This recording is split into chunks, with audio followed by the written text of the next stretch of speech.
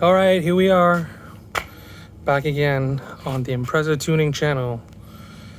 This Sport is up on jacks on the rear, chalked up the front with some cement. Okay, today we're gonna be working on the Whiteline KDT938 bushing kit for a VA chassis, which is a 2015 and on WRX. But my car here, which is a GP chassis. It's the hatchback shared with the Crosstrek. So this is a good place to talk about some suspension components.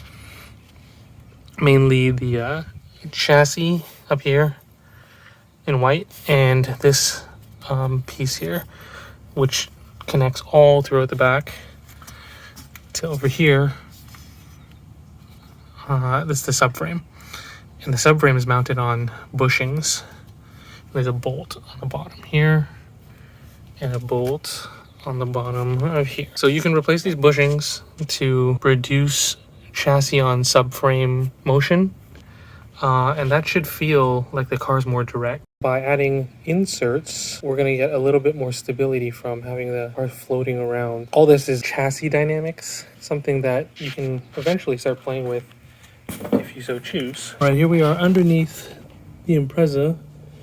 I just removed the subframe bolt from the rear, and we're going to be replacing it with an upper and lower bushing. So as far as bushing goes, top are these two, and the bottom, you insert them from the bottom here, and these ones are capped on top.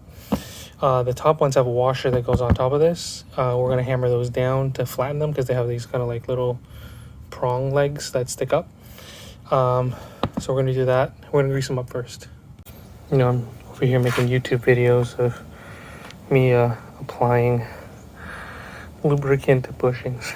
All right. I'm getting like full hands-on today. It's kind of nice.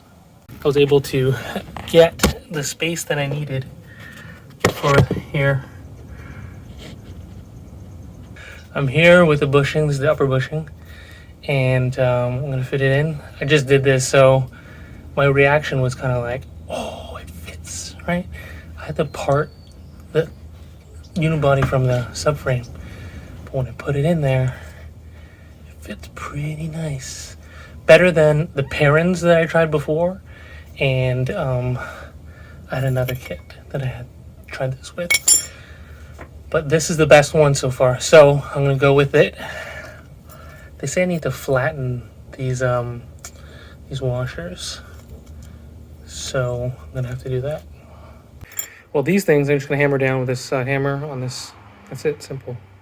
Smash, smash. All right, more from this angle. The bottom bushing is now lubed up.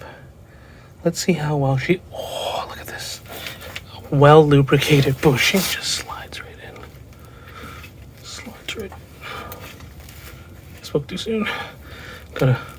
You gotta give it a little bit.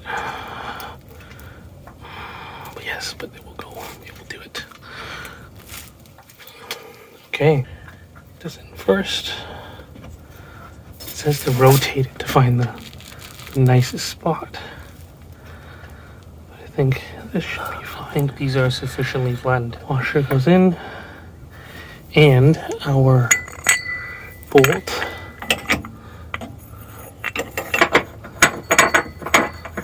And we're going to tighten this back up to the subframe with bushings inserted. You know, I kind of forgot to mention why I'm doing this.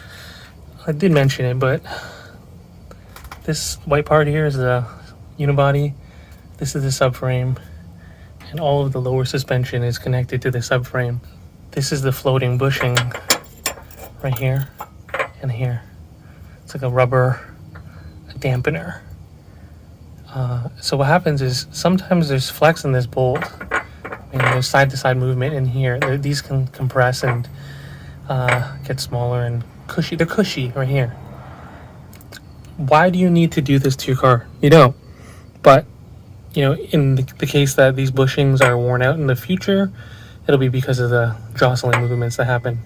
My car only has like, you know, near 40,000 miles on it, but this is a good way to keep the longevity of OEM bushings by putting inserts in and maintaining these these rubber bushings. So we have to loosen them up. We're gonna take a 19 mil here. You know, if I think about it, by adding these bushings, the rear subframe is getting spaced up. You know, the thickness, 5 to 7 millimeter lift. All you lift boys love that. Okay, so I've removed this bolt from here. I've loosened these two bolts here. This is the front subframe support, I believe. This is the chassis, and this is the subframe that the trailing arms are attached to. This support bracket, I guess, keeps it from moving around. I've loosened off this side. I've also loosened off that side. I've left a bolt in, but I also have front of the diff supported because it's attached to the subframe.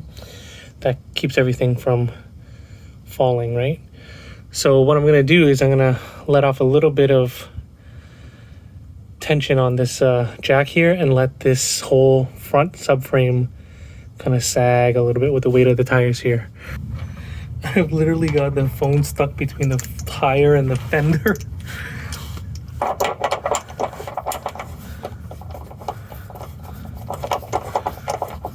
So you can see the bushing up here, and then this bushing down here. We're going to squeeze those two parts together. Make a nice press.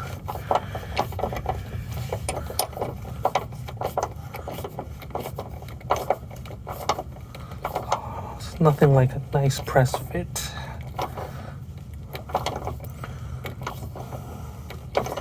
Even if it's just inserts, I can feel those holes filling up. Nice.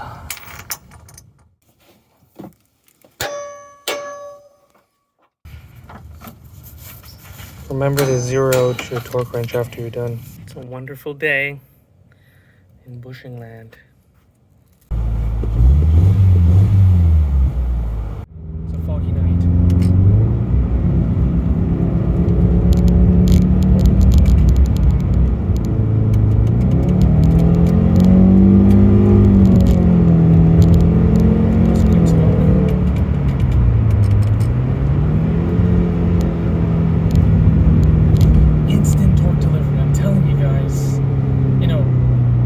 Obviously, if you just do this one mod, you're going to feel something. But coupled with all the other mods of the rear suspension, the toe links, the trailing arms, and the lower control arms, all of them have either polyurethane or spherical ball joints as bushings.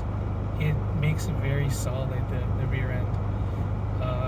When you mash the pedal, the torque that goes to the rear wheels, in the CVT's case 50%, goes to that drive axle down the center of the car to the rear differential, which powers the rear wheels. Now that all of the rear wheel suspension is tightened up, like there's not as much play with rubber, we can now kind of feel the rear wheels engaging almost at the same time as the front wheels pulling. So this is a huge efficiency gain. That's a CVT torque surge right there.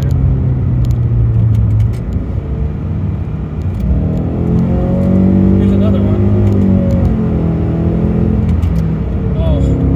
Oh, so good. Before the video even started, I couldn't find a wheel chock, so I was using that skateboard as a wheel chock. Then I found a stone, which was a little bit safer.